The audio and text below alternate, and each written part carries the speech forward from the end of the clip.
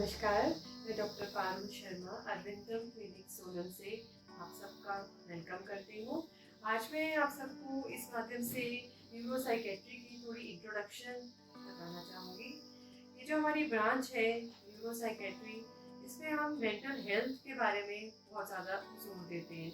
है क्या ये मेंटल हेल्थ? पहली बात, मेंटल हेल्थ है ज़्यादातर जैसे आप देखें कि एक दूसरे आदमी की अपने एनवायरनमेंट के साथ जो एक बैलेंस और एक हार्मनी होती है, जब वो हार्मनी के रहता है इंसान, वो मेंटली हेल्दी है। पर जब ये हार्मनी और ये बैलेंस बिगड़ना शुरू होता है, इंसान अपने एनवायरनमेंट से एडजस्ट नहीं कर पाता, अपने वर्क प्लेस से, अपने घर में, अपने रिलेशनशिप्स के साथ प्रॉब्लम्स होनी शुरू हो जाती है।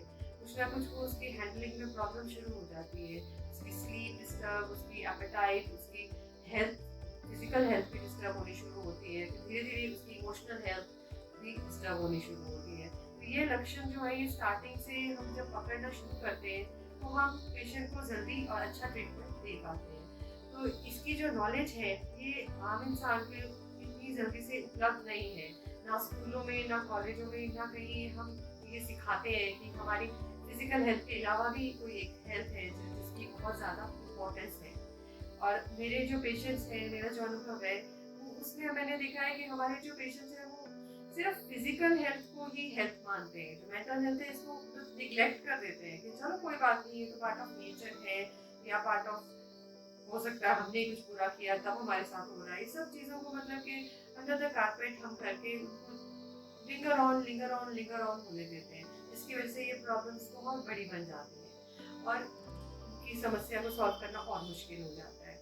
तो ये जो हमारे लक्षण है, मैंने आपको बताया, ये सिर्फ मेंटल ही नहीं है, जिसमें इमोशनल प्रॉब्लम्स आ रही है, जैसे कि गुस्सा, चिड़चिड़ापन, अकेलापन फील होना, है ना? लेकिन इसके साथ साथ कुछ सोमैटिक सिम्टम्स भी हैं इसके। यानी कि इंसान जब डिप्रेशन में होता है तो जरूरी नहीं है कि उसको सिर्फ मेंटल सिम्टम्स आए, उसको कई बार फिजिकल सिम्टम्स भी आते हैं, जिसे कहते हैं बॉडी एक्स, शरीर में थकान, हर वक्त आलस सा फील होना, या फिर दर्दें भी होनी शुरू हो जाती है, कई बार पीठ दर्द, सर्वाइकल की प्रॉब्लम्स और प्रॉब्लम, हेडेक की प्रॉब्लम्स। ये सब भी कुछ सोमैटिक सिम्टम्स हैं जो एक्चुअली मतलब कि माइंड की प्रॉब्लम से ओरिजिनेट हो रहे हैं। तो हम इस चीज़ के लिए पेशेंट्स के हमने देखे इधर उधर बेचारे एंटी बायोटिक्स खाते हैं, कोई एनाल्जेसिक्स, पेन किलर्स खाते रहते हैं, कोई सिंपल बी कॉम्प्लेक्स पे बी कॉम्प्लेक्स खाते रहते हैं, लेकिन वो उसकी सॉल्यूशन नहीं है। सॉल्यूशन तब निकलेगा जब हम ये देखेंगे कि रूट कॉज क्या है उन प्रॉब्लम्स का। तो रूट कॉज निकलता है वो स्ट्रेस और साइकोलॉजिकल हेल्थ है, जिसको हम निग्लेक्ट करते हैं। तो ये चीज़ों के लिए मैं आपको इस चीज़ की नॉलेज देना चाहती हूँ कि फिजिकली भी कोई ऐसी प्रॉब्लम हो जो ठीक ना हो रही हो, या आपको पता है कि कोई किसी के अंदर कोई सडन चेंज ऑफ बिहेवियर, आपके अंदर या आपके रिलेटिव्स, बच्चे, किसी पे भी आप देखते हैं कि वो अपने आप को कट ऑफ कर रहा है, या वो बार बार ऐसी बात कर रहा है जो आपको लगता है ये नॉर्मली नहीं करता था, ऐसी बातें जिस तरह करते हैं कि लाइफ में क्या है, हम क्यों जी रहे हैं, होप का कम होना, वर्थलेस फील करना।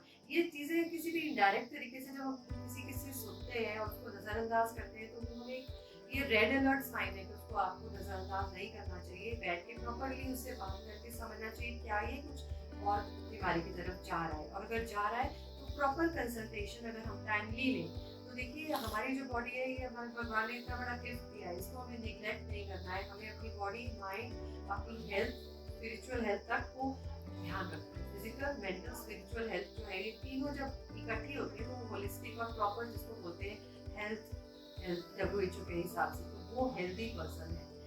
और इस सब के एंड में मैं आपको ये बताना चाहूँगी कि हमारी जो क्लिनिक है, आयुर्वेदन क्लिनिक, ये ना कि सिर्फ मेडिसिन ही प्रोवाइड कर रही है इन सब प्रॉब्लम्स की, साथ में काउंसलिंग लोगों के लिए जिनको रिक्वायर्ड है, एडजस्टमेंट डिसऑर्डर्स हो गए उनके लिए, या बच्चों को प्रॉब्लम्स आ रही हैं, स्लीप इश्यूज आ रहे हैं, आजकल यंग और ओल्ड दोनों में आ रहे हैं, उसके लिए।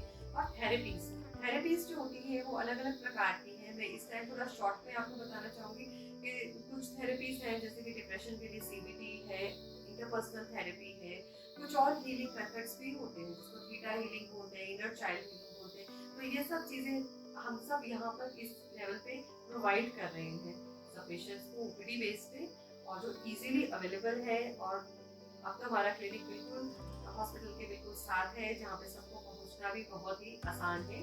तो प्लीज़ इस सब सुविधाओं का लाभ उठाएं, अपने अपने रिश्तेदारों को ये मैसेज सेंड करें ताकि किसी को भी प्रॉब्लम ऐसी आ रही है या कोई फेस कर रहा हो तो वो टाइम में आकर हेल्प सीख कर सके।